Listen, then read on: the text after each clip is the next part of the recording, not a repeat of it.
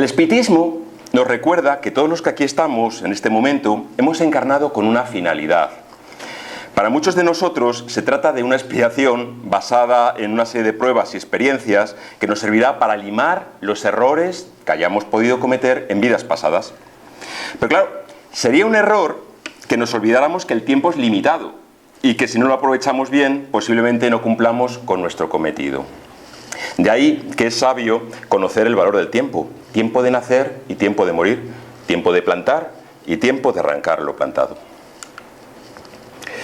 Por ello, en otro libro inspirado, en este caso el de los Salmos del rey David, leemos: enséñanos a llevar buena cuenta de nuestros días para que logremos un corazón sabio. Bien, estamos hablando del tiempo. ¿Y qué es eso tan misterioso al que todos estamos sujetos, del que casi siempre nos falta y del que se dice que las personas que son conscientes de su paso son entonces personas sabias? Pues los versos que leí antes, de una manera misteriosa, están alineados con lo que la sabiduría oriental nos dice del tiempo. Cuando un discípulo le preguntó a Siddhartha Gautama, el Buda, ¿qué era el tiempo?, él le contestó: no existe el tiempo. El tiempo es solo la conciencia individual de cada persona, de lo largo y de lo corto. Eso es todo. Para el Buda, el tipo de tiempo que llamamos tiempo físico, tiempo absoluto o newtoniano, no existe. Solo reconocía el tipo de tiempo que llamaríamos tiempo psicológico o tiempo subjetivo. Para él, si somos felices, el tiempo pasa rápido, y si no, pasa lentamente. Y de todo eso, todos tenemos experiencia. ¿Cuántas veces nos acordamos de aquellas vacaciones de verano, cuando éramos niños, en el que la máxima preocupación era ir a la piscina o bañarse en el río? En el que la fruta parecía que siempre estaba madura, todo pasaba plácidamente y estábamos en un eterno presente.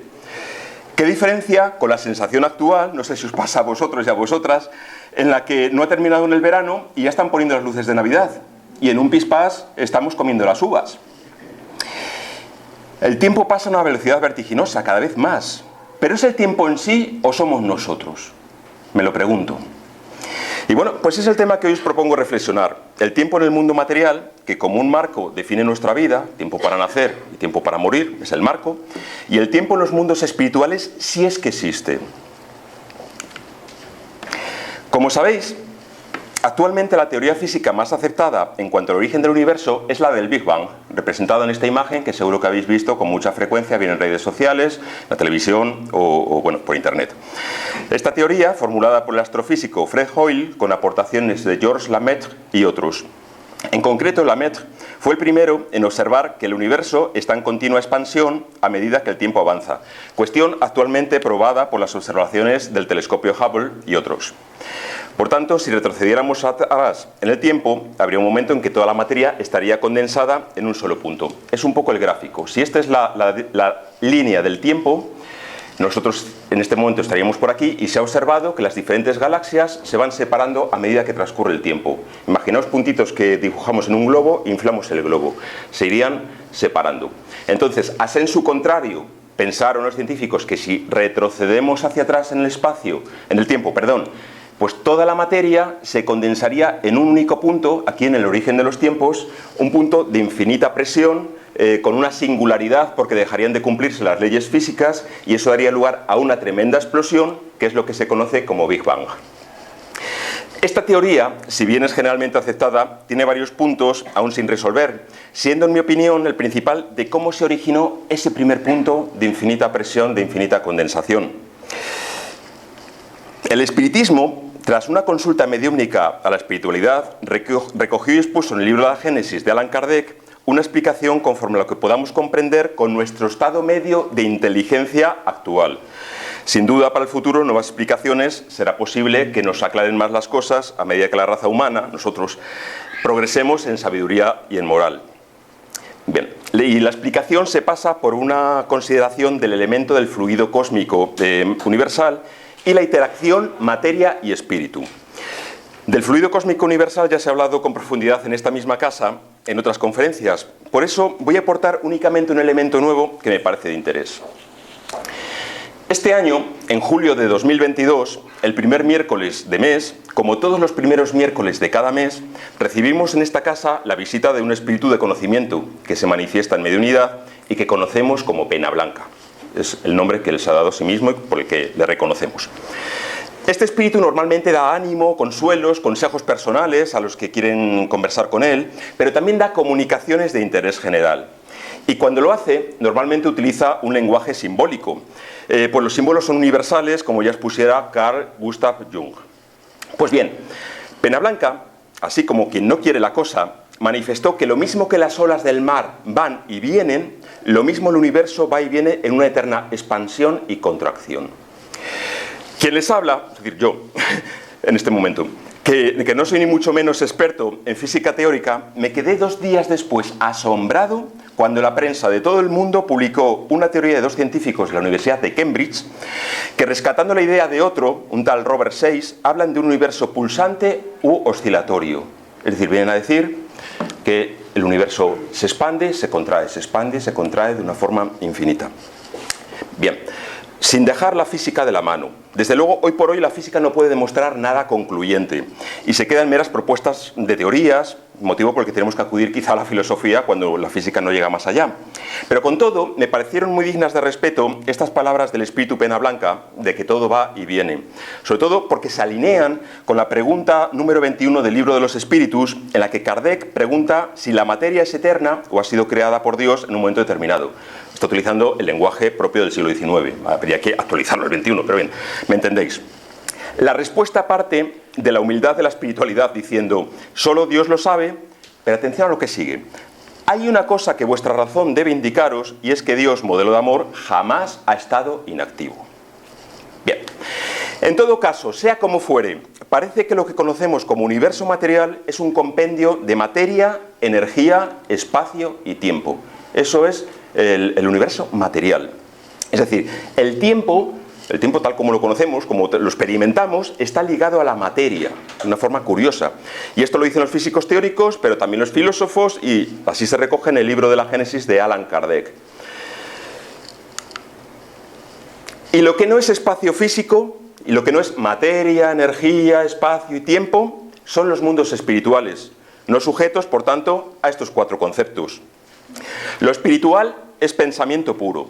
De ahí que en la pregunta número 23 del Libro de los Espíritus, ¿qué es el espíritu?, estos nos responden, es el principio inteligente del universo. Y claro, como estas respuestas nos dejan perplejos, porque yo al menos soy muy cortito, pues Kardec pregunta a continuación, ¿y cuál es la naturaleza íntima del espíritu? A lo que responden, no es fácil analizar el espíritu con vuestro lenguaje. Para vosotros no es nada, porque el espíritu no es una cosa palpable, pero para nosotros es algo. Sabedlo bien, la nada no es nada, la nada no existe. Por tanto, prudencia, porque nos faltan palabras para explicar perfectamente el mundo espiritual. Y lo cual, a mi juicio, explica la gran proliferación de escuelas filosóficas, de religiones y espiritualidades que hay en el mundo. Cada una con un carisma, con una cultura o con unos modos. Prudencia y respeto. Nos dicen, no es fácil analizar el espíritu con vuestro lenguaje. Y esa dificultad es precisamente la que requiere nuestro esfuerzo. Por eso insiste Kardec en la pregunta 25. ¿El espíritu es independiente de la materia o no es más que una propiedad de ella? Y la respuesta, son distintos, pero se necesita la unión de ambos, materia y espíritu, para transmitirle inteligencia a la materia. Y he aquí la relación, el vínculo entre ambos mundos, el material y el espiritual. Pero volvamos a la cuestión de qué es el tiempo. El concepto actual del tiempo proviene de los campos más avanzados de la astronomía y de la física, pero su verdadera naturaleza permanece como un misterio. El tiempo no solo rige nuestras actividades, sino nuestro ser mismo, pues todo lo que experimentados en nuestra vida sucede en el transcurrir de esa abstracción que nos ha dado por llamar tiempo. Sin embargo, allí donde la ciencia no llega, porque no puede llegar, el ser humano cuenta con la reflexión sistemática, con el sentido común y con el pensamiento. Y con la ayuda de la espiritualidad, añadiría ya que estamos en esta casa. No hay nada en el mundo conocido que no experimente los cambios que el tiempo trae consigo. Se dice que el tiempo es implacable porque nunca deja de fluir y todo lo que existe está sometido a su efecto. Y eso lo decimos muchos todas las mañanas ante el espejo cuando descubrimos una arruga más o una mata de pelo menos. Todos nos vemos afectados por el tiempo y sin embargo, qué difícil de definir es. Hace unos 1500 años, Agustín, filósofo y sabio obispo de Hipona, al que después se le llamaría o se le conocería como San Agustín, preguntó: ¿qué es el tiempo? Y se respondió a sí mismo: si alguien me lo pregunta, sé lo que es, pero si lo deseo explicarlo, no puedo hacerlo. Y yo creo que nos pasa a todos. El tiempo ha intrigado a las mentes humanas desde la antigüedad, y en un intento de entenderlo se le han otorgado distintos sentidos. ¿El tiempo es cíclico o el tiempo es lineal? Pues bueno, los griegos creían que el tiempo era cíclico y que cuando todos los cuerpos celestes volvieran a sus posiciones originales, todo volvería a ser como el principio y se iniciaría una nueva existencia. Sin embargo, por su lado, las llamadas religiones del libro, es decir, los cristianos, nuestros hermanos judíos y musulmanes, han concebido el tiempo de una forma lineal, con un principio y un final, según la interpretación que daban a su texto sagrado, la Biblia o el Corán. En la era del racionalismo, mucho más adelante, el físico Isaac Newton dijo que el tiempo existía independientemente de la mente humana. Y los objetos materiales también serían independientes, es decir, fluía por sí mismo. Un poquito más adelante, Kant, el filósofo, por el contrario, propuso que el tiempo era una invención humana que se proyectaba sobre el universo, es decir, tenía un concepto más de eso que llamamos el tiempo psicológico. Todos sabemos que el tiempo se percibe de una manera subjetiva. Por ejemplo, recordad en el colegio, la media hora del recreo o la hora de trabajos manuales pasaba volando, pero la hora de matemáticas no acababa nunca. Esto es así, y sigue siendo así. El tiempo también se percibe a partir de los cambios manifestados en los objetos animados e inanimados. Las observaciones del mundo externo permiten advertir la sucesión de numerosos acontecimientos, algunos de tipo astronómico, como es la salida y la puesta del sol, las sucesiones de las estaciones y cuerpos celestes, pero también a lo mejor con las posiciones sucesivas que puede adoptar un péndulo o cambios biológicos en los seres. El tiempo es cambio, diría Aristóteles.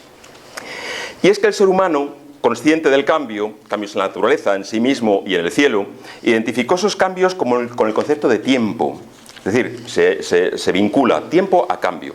Y desde el principio se vio la necesidad de medirlo de alguna manera.